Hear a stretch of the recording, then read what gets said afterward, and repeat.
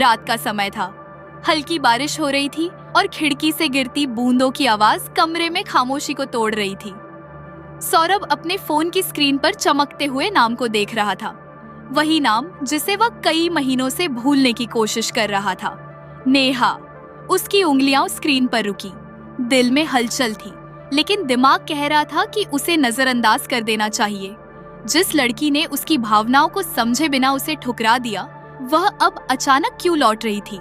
सौरभ ने फोन को साइड में रख दिया और गहरी सांस ली। नेहा का मैसेज था, हेलो कैसे हो, मुझे तुमसे कुछ बात करनी है।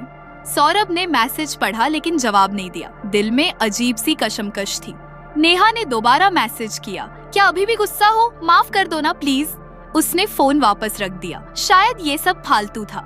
जिस इंसान ने बिना सोचे समझे उसे छोड़ दिया, उसे अब क्या हक था कि वह वापस आकर उससे माफी मांगे। नेहा ने बार बार कॉल किया लेकिन सौरभ ने नहीं उठाया। दिन बीतते गए। नेहा हर दिन उसे मैसेज करती रही, फोन करती रही, लेकिन सौरभ अब खुद को संभाल चुका था।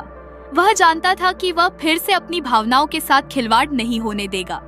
लेकिन फिर एक दिन एक ऐसा मैसेज आया जिसने सौरभ को अंदर तक झकझोर दिया। अगर तुम मुझसे बात नहीं करोगे तो मैं अपनी जान दे दूंगी। सौरभ के हाथ कांप गए, उसकी आंखें नम हो गईं। क्या ये सच था? क्या नेहा वाकई ऐसा कुछ कर सकती थी? वह असमंजस में पड़ गया। फिर भी उसने खुद को संभाला और बिना किसी भावनात्मक कमजोरी के जवाब दिया, तुम ऐसा क्यों कर रही हो? अब तुम मुझसे क्या चाहती हो?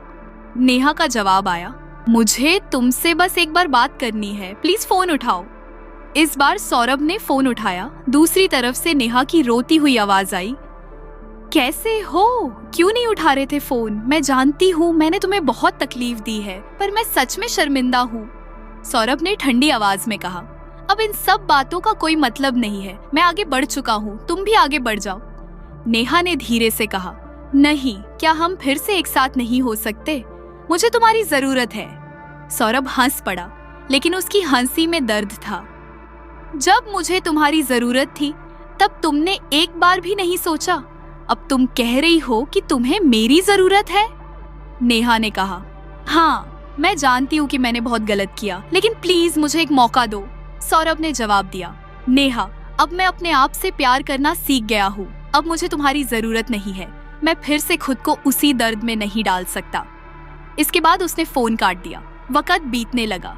नेहा रोज उसे फोन करती, मैसेज भेजती, लेकिन सौरभ अब अपने भविष्य पर ध्यान देने लगा था। उसने अपने करियर पर फोकस किया, खुद को मजबूत बनाया और अपनी जिंदगी में खुश रहने की कोशिश की। फिर एक दिन नेहा ने आखिरी बार कॉल किया। इस बार उसकी आवाज में एक अजीब सी उदासी थी। तुम सही थे सौरभ, शायद अब मुझे तुम्हें परेशान नहीं करना चाहिए। मैं जा रही हूँ, मेरी शादी तय हो गई है, अब कभी फोन नहीं करूंगी, तुम भी खुश रहना। सौरभ को एक झटका लगा, उसके दिल में हलचल मच गई, लेकिन फिर उसने खुद को समझाया, जो चला गया उसे पकड़कर रखना बेवकूफी है। अगर उसने मुझे प्यार किया होता तो कभी छोड़कर नहीं जाती। कुछ महीनों बाद उसने नेहा की शादी की तस्वीरें देखी। उसके मन में दुख जरूर था, लेकिन अब वह एक बदला हुआ इंसान था। उसने खुद से वादा किया कि अब वह किसी और के भरोसे अपनी खुशी नहीं छोड़ेगा।